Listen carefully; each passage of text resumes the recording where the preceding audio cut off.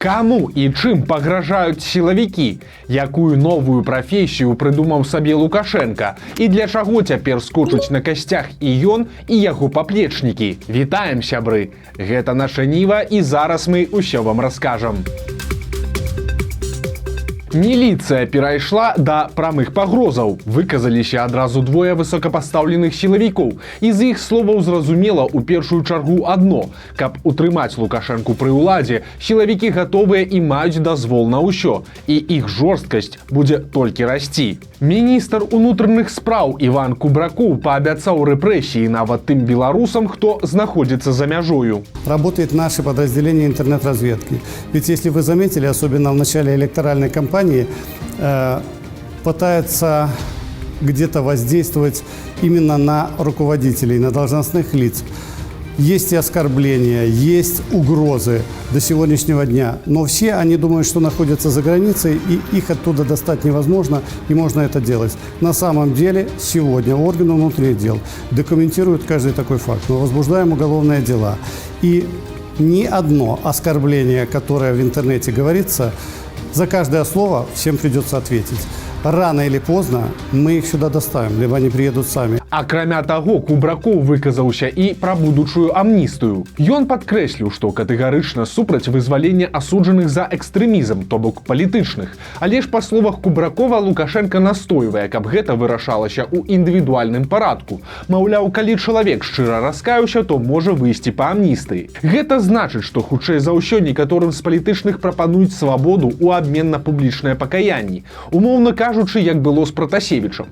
Трэба будзе раздаваць інтэрв'ю прапагандыстам, хваліць Лукашэнку і асуджаць апазіцыю. Адначасова з міністрам унутраных спраў загаварыў і яго намеснік. Мікалай Карпянкоў пахваліўся тым, як жорстка падаўляюцца любыя пратэсты, у тым ліку і ў калоніях, ці як іх называе сам Карпянкоў, на зонах. Таксама ён заявіў, цытата: «Найлепшая прафілактыка для бандыта – гэта прымяненне па ім зброі». Тут, праўда, варта ўдакладніць, што Карпянкоў лічыць бандытамі не толькі сапраўдных крымінальнікаў, але і апанентаў Лукашэнкі. І сюжэт з яго удзелам гэта толькі пацвярджае. Прапаганда хваліцца тым, што ў Беларусі стварылі як мінімум 10 новых сілавых падраздзяленняў унутраных войскаў, якія маюць на ўзбраенні нават артылерыю, каб, маўляў, абараняць радзіму. Праўда, пад радзімай тут маецца на ўвазе Лукашенка і яго рэжым. Прасцей кажучы, задача гэтых падраздзяленняў любою цаною задавіць хоць якія магчымыя пратэсты. Тым часам сілавікі працягваюць страляць, пакуль, праўда, не па пратэстоўцах. Губазік і спецыяльны атрад хуткага рэагавання затрымлівалі нейкага кіраўніка аднаго з мінскіх прадпрыемстваў. Мужчыну падазравалі ў хабарніцтве. У абмен на заключэнне кантрактаў ён патрабаваў ад замежных партнёраў узнагароду і браў сабе па 15-18 тысяч даляраў. Прычым грошы перадаваліся праз нейкіх пасярэднікаў, і сам кіраўнік іх не браў, а пасылаў за імі свайго бацьку. Але скончылася гэта кепска для ўсіх. Цяпер, калі верыць сілавікам, той кіраўнік прадпрыемства аказаў супраціў пры затрыманні, а пасля і ўвогуле спрабаваў з'ехаць на сваёй машыне. Тады міліцыя пачала страляць па колах аўтамабіля. Мужчыну затрымалі, але ён не пацярпеў. Заведзеная крыміналка за хабар у асабліва буйным памеры. Мужчыну пагражае ад 5 до 15 гадоў. Таксама сілавікі затрымалі яго бацьку і тых пасярэднікаў. Падобна, што яны таксама пойдуць пад суд. У Киеве затрымалі дыверсанта-беларуса. СБУ сцвярджае, што расійская разведка закінула яго ва ўкраіну праз Сербію. Мужчына павінен быў займацца карэкціроўкай удараў расійскай авіяцыі па аб'ектах энергетычнай інфраструктуры. Але украінцы кажуць, што ад самага пачатку ведалі пра гэта і сачылі за мужчынам. Затрыманне прайшло ў Кіеўскай вобласці. Там ён спрабаваў прымацаваць GPS-трекеры да слупоў ліній электраперадач. Вядома, што мужчына мае беларускае грамадзянства, але па словах СБУ, ён быў агентам расійскай разведкі. З 14 па 17 год ён ваяваў за так званую ЛНР, а пасля пачатку поўнамаштабнай вайны далучыўся да вагнераўцаў. Цяпер яму пагражае да 15 гадоў. А Лукашенко прыдумаў сабе чарговую прафесію. Сёння ён прыняў пасла Таджыкістана. Сустрэча была стандартнай, і пытанні на ёй таксама. Эканоміка, павышэнне тавараабароту і гэтак далей. Але цікава, што Лукашенко прыпісаў сабе яшчэ адну спецыяльнасць. Раней ён ужо называў сябе гісторыкам, памежнікам, фатографам і нават канферансье. А цяпер вось гэта. Прошлогоднее падение товарооборота незначительное и так далее, но я экономист и привык в динамике смотреть на процессы. Дзікае здарэнне адбылося ў Полацку. Кандуктарка высадзіла пяцікласніка з аўтобуса і дзіцяці прыйшлося ісці 5 кіламетраў у завіруху. Малы забыўся ўзяць грошы і паспрабаваў разлічыцца карткай навучэнца.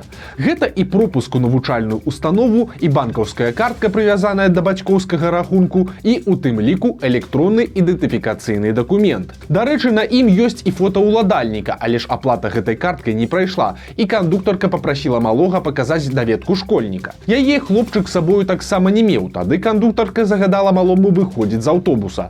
Ніхто з іншых пасажыраў у сітуацыю не ўмяшаўся, і малы выйшаў на наступным прыпынку і пайшоў дадому пехатою. Прычым якраз тады пачалася завіруха, але патэлефанаваць бацькам хлопец не мог, бо ў яго сеў тэлефон. У выніку яму прыйшлося ісці каля 5 кіламетраў пешшу. Бацькі ўжо пачалі хвалявацца, бо малы знік, а яго тэлефон недасяжны. Калі ж сын вярнуўся і распавёў, што здарылася, падняўся шум. Цяпер бацькі пачалі разбіральніцтва і напісалі 2 скаргі. Адну ў выканкам, другую ў аўтапарк. Мама хлопца таксама сустрэлася з дырэктарам аўтапарка. Ужо знайшлі і тую кандуктарку. Цяпер яна запэўнівае, што не высаджвала малога, а ён, маўляў, проста яе не зразумеў.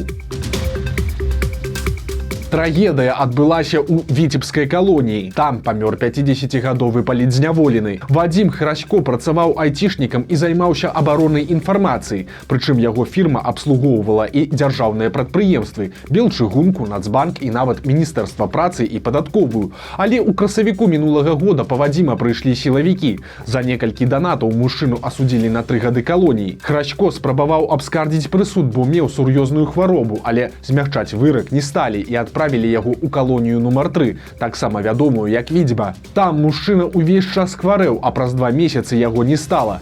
Афіцыйнай прычынай смерці стала пнеўманія. Прычым Вадзіма даставілі ў бальніцу, калі яго ўжо нельга было выратаваць. Раней такжа адбылося і з мастаком Алесем Пушкіным, які сядзеў у гродзенскай турме і ў выніку памёр ад язвы, бо яго таксама позна прывезлі ў шпіталь. Агулам жа гэта як мінімум 4-я смерць палітвязня за кратамі.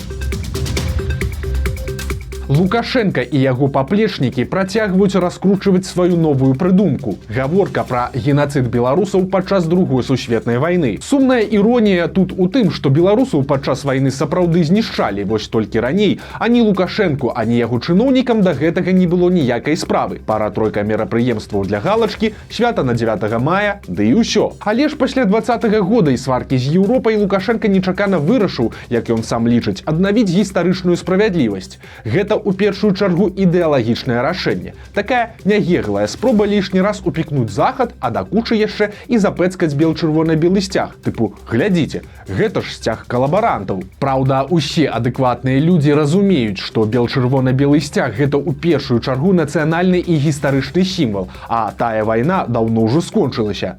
Разумеюць яны і што іншая вайна, праўда, такая ж захопніцкая і несправядлівая, ідзе проста цяпер і зусім побач, і Беларусь у ёй знаходзіцца якраз такі на баку агрэсара. Але ж на гэта Лукашенко проста не звяртае ўвагі. І цяпер на тэму генацыда беларусаў пішуцца кніжкі і падручнікі. Актыўна вядуцца раскопкі масавых пахаванняў і гэтак далей. Само сабою, для такога важнага пытання уладам патрэбныя новыя сімвалы. Адной хатыні будзе малавата.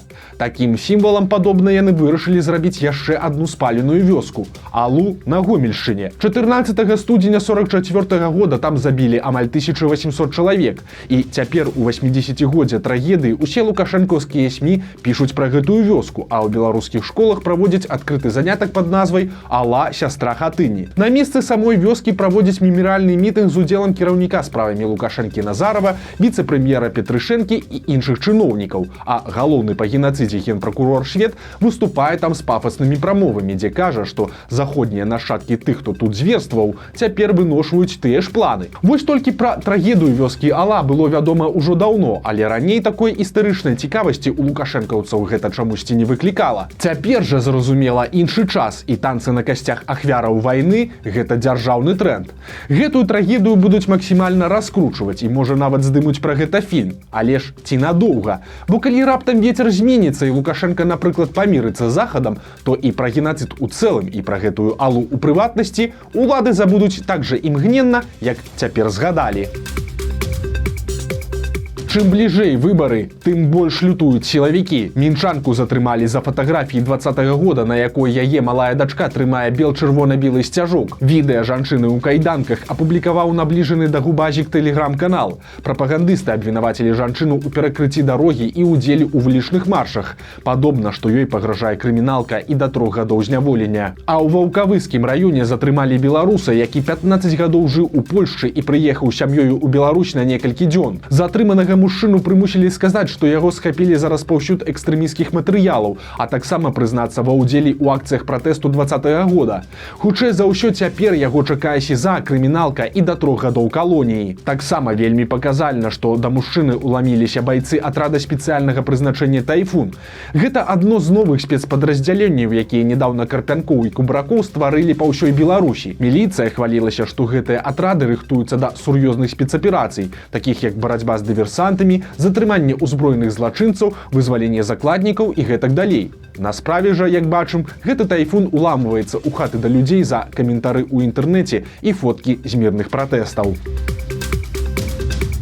А ў махляроў новая прыдумка. Цяпер яны выдаюць сябе за прадстаўнікоў сотавай кампаніі. Схема такая. Чалавеку тэлефануюць і кажуць, што тэрмін дзеяння яго сім-карты хутка скончыцца. А каб яго працягнуць, трэба выканаць пару простых дзеянняў і пасля паведаміць суразмоўцу код з СМС. Такім чынам ашуканцы спрабуюць атрымаць доступ у ваш кабінет на сайце аператара сувязі, пасля чаго усталёўваюць пераадресацыю паведамленняў на іншы нумар. Затым яны мяняюць пароль ад мабільнага банкінгу і плакалі вашыя грошы. У Беларусі ўжо некалькі чалавек трапіліся на такі развод. Таму на ўсякі выпадак нагадаем, калі вам раптам тэлефануюць з банка, з офіса мабільнай кампаніі альбо нават міліцыі, то лепш пакласці слухаўку, самому знайсці афіцыйны нумар і перазваніць па ім. А ў Брэсце знялі незвычайны транспарт. У тыктоку вірусіцца ролік, на якім мужчыну па вуліцы цягнуць 3 сабакаў. Сам ён сядзіць на кухонным крэсле, якое прымацаванае да лыж. У каментарах пішуць, што гэта мясцовы кінолаг дае сабакам скінуць за лішнюю энергію перад дрэсіроўкай.